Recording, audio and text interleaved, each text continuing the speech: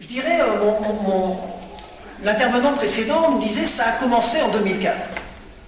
Moi, je pense que ça a commencé très exactement un an avant. Et du moins que le programme a été énoncé un an avant. Je répète souvent, pour ceux qui ont l'habitude, qui m'ont déjà entendu, c'est souvent pour moi une date qui est extrêmement importante pour toute une série de raisons, c'est la date de 2003. Et en ce qui concerne la France, mais ça ne regarde pas seulement la France, cette date de 2003, elle est importante parce qu'il y a ce fameux rapport qui mériterait d'être connu. C'est le rapport Baroin demandé par Jean-Pierre Raffarin, Premier ministre de la République française, sur la laïcité. Et il est écrit noir sur blanc, ça a l'air de rien, mais pour moi, c'est crucial, c'est fondamental, c'est un point de rupture, j'allais dire presque, dans l'histoire de France. Il dit qu'à un moment donné, dans certaines conditions, la laïcité peut être en contradiction avec les droits de l'homme.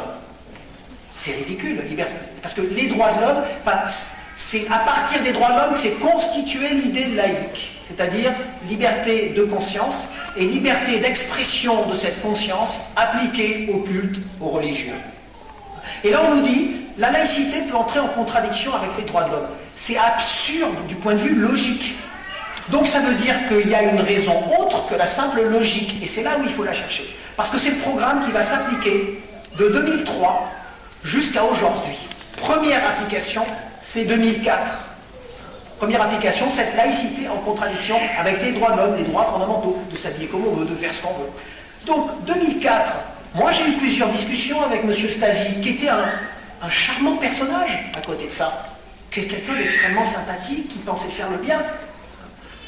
Et j'ai eu des discussions avec lui, je lui dis, mais enfin, cher Bernard Stasi, vous vous rendez compte que cette loi est en contradiction avec les droits de l'homme? Que c'est un simple foulard, que l'école publique, la neutralité dans l'école publique, c'est la neutralité des agents, justement pour que les publics puissent exprimer leurs différences. Là, c'est de la neutralisation, c'est pas de la neutralité, c'est exactement le contraire de la laïcité. La laïcité, ça a été fait pour protéger les différences. Alors il me dit, oui, tu as raison, mais c'est seulement pour protéger les enfants qui sont des mineurs contre, donc ils ne peuvent pas se protéger eux-mêmes juridiquement parce qu'ils sont mineurs, contre l'influence de l'environnement et y compris de leur famille. Bon, je ne suis pas d'accord avec vous, mais dont acte. Dont acte, ok, admettons. Pendant les années qui ont suivi, tout le monde reconnaît que cette loi a été appliquée par les musulmans. Elle a été appliquée quasiment à la lettre par les musulmans. Et on nous explique que, puisqu'elle a été appliquée à la lettre par les musulmans, dans plusieurs débats, on est, regardez, c'est la preuve qu'on a eu raison de la faire. Non, c'est pas parce qu'une loi est appliquée qu'on a eu raison de la faire si les gens éprouvent de la frustration et si c'est contre une liberté fondamentale. La seule chose que ça prouve, c'est qu'on avait tort de considérer que les musulmans étaient des mauvais citoyens. Mais ça, on ne le dit pas, puisqu'ils ont obéi à une loi qui pourtant leur est défavorable. Ce qui n'aurait peut-être pas été le cas d'une multitude d'autres minorités, à mon avis. Exactement. Donc, mais je dis, dont acte, ok, admettons. Alors, 2009, cette fois, on est parti sur les jeunes femmes en voile intégral dans l'espace public. À l'époque, il y en avait quelques centaines. Et on nous dit, là, c'est vraiment un problème pour la laïcité. Je dis, mais pourquoi?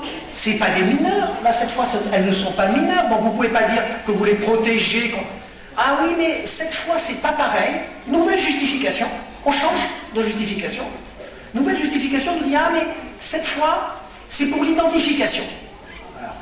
Je dis l'identification, jusqu'à preuve du contraire.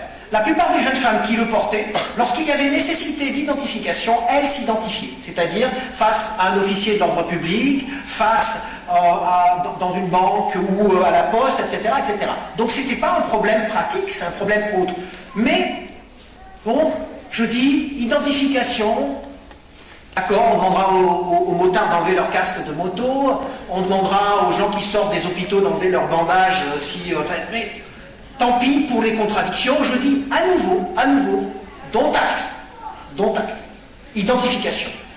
Mais alors, mais je parle du point de vue logique et je parle tout à fait sereinement, quel est l'objet du débat actuel 2011, qui commence en 2011-2012, sur les nounous, qui, cette fois, sont adultes, et là où il y a le problème, c'est un simple voile, donc ni le problème de l'identification, ni le problème de l'influence sur des mineurs. Alors là, cette fois, on va nous dire, c'est pas pareil, c'est parce que c'est la simple, justement, pour le coup, influence. Pourquoi? Vous voulez dire que le simple regard sur quelque chose qui peut ressembler à l'islam est en soi un mal? C'est ce que vous êtes en train de dire. Parce que sinon, je ne vois pas quel est le problème pour l'ordre public. Je vous rappelle que la définition juridique précise de l'ordre public, c'est tranquillité, salubrité, sécurité publique. Donc vous estimez que le seul fait pour des enfants de voir cette expression du mal par essence, ça suffit pour justifier une mesure privative de liberté pour ces individus. Et là, nous sommes dans l'espace privé de l'entreprise, mais comme vous l'avez souligné, maintenant, ce qui est en jeu, c'est l'espace que j'appelle privé au carré, c'est-à-dire l'espace de l'intimité, c'est-à-dire que chez elle, imaginons même une nounou qui ne soit pas musulmane formellement, mais sous prétexte qu'elle est d'origine maghrébine, et des signes qui en même temps réfèrent directement ou indirectement à l'islam. Il faudrait que cette femme enlève ces signes qui sont chez elle lorsqu'elle reçoit des enfants.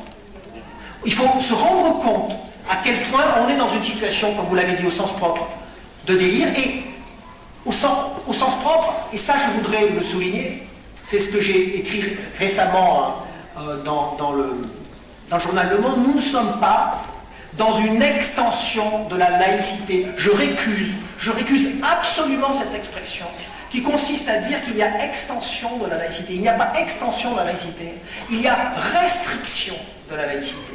Parce que la laïcité dans l'espace de l'intimité n'a pas de sens juridique. C'est une laïcité qui, depuis 2003, que François Bayrou avait appelée nouvelle laïcité, en réalité, c'est une laïcité, moi, que j'appelle, alors oui, évidemment, je souscris à cette histoire d'islamisation, c'est une laïcité en état de siège. Quand on se pense, on se croit en état de siège, quand on se croit atteint par une puissance extérieure, on se croit dans l'urgence, et donc, comme en situation de guerre, qu'est-ce qu'on fait? On met en place des tribunaux d'exception, où on prend des mesures, elles-mêmes des mesures d'exception, parce qu'on pense qu'on est dans l'urgence, que rien ne va plus, que le bateau coule. Et bien là, c'est pareil. On met en place non pas une laïcité stricte, parce que la laïcité stricte, ça serait une neutralité stricte, pas de la neutralisation, mais on met en place une laïcité d'exception, comme il y a des tribunaux d'exception. C'est ça exactement ce qui est en train de se passer aujourd'hui. Et le plus grave, c'est qu'on voit bien que l'opinion, c'est ça ce populisme qui est en train de se passer, que l'opinion souscrit à cela. Elle souscrit à cela à près de 70-80%. Les gens aujourd'hui, en France et en Europe, ont le sentiment que la culture européenne et l'économie européenne, que l'euro est sur le déclin. Et ils ont raison, l'Europe a été le centre du monde. L'Europe n'est plus le centre du monde et ça a l'air d'être inacceptable. Mais comme on ne peut pas en vouloir au capitalisme mondialisé, on ne peut pas en vouloir à la Chine, à l'Inde, au Brésil, on ne peut pas en vouloir, pourquoi? Ne serait-ce que parce que ce sont des réalités impersonnelles. Il faut en vouloir, il faut personnaliser la cause. Et les musulmans sont là pour personnaliser la cause. Eh bien moi je vais vous dire, nous sommes dans une période grave, parce que nous sommes dans une période qui, dans sa structure, ressemble aux années 30. Ressemble véritablement à ce qui s'est passé aux années 30, avec une sorte d'alliance contre nature, entre eux, qui a été soulignée par Marouane, entre les progressistes et les traditionalistes, comme dans l'Allemagne nazie. Je vous signale que ça veut dire national, le parti l'idée traditionnaliste, et le Z c'est pour socialiste, c'est l'idée de socialisme du peuple, etc. Et c'est là-dessus que Hitler a pu être élu. Il a pu être élu à cause de cette alliance-là, à cause de cette espèce d'appel au bon sens du peuple. Aujourd'hui, on fait sans cesse appel au bon sens du peuple, soi-disant à la liberté pour la limiter, à la démocratie pour la limiter, et en France, à la laïcité.